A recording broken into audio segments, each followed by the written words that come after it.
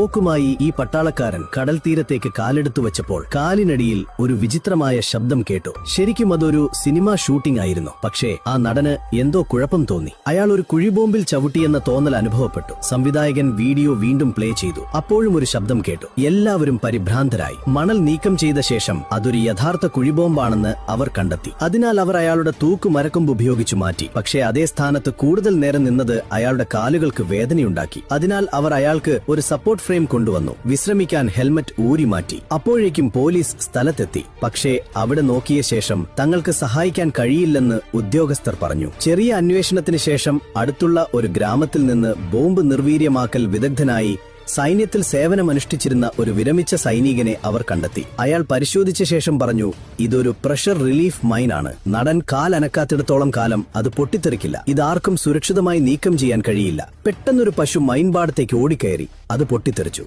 എല്ലാവരും ഞെട്ടിപ്പോയി. ആ നടനാണെങ്കിൽ ആകെ വിറച്ചു. ഇത് കണ്ട സംവിധായകൻ സ്റ്റണ്ട് ഡബിളുമായ ഒരു കരാറുണ്ടാക്കി.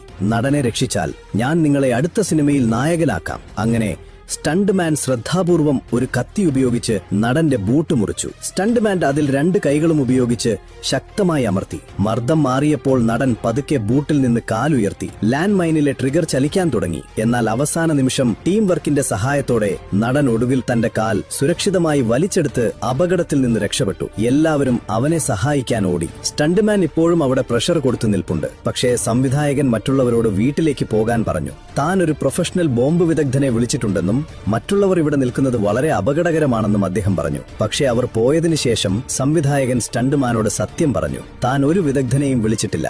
അതും പറഞ്ഞ് അയാൾ നടന്നു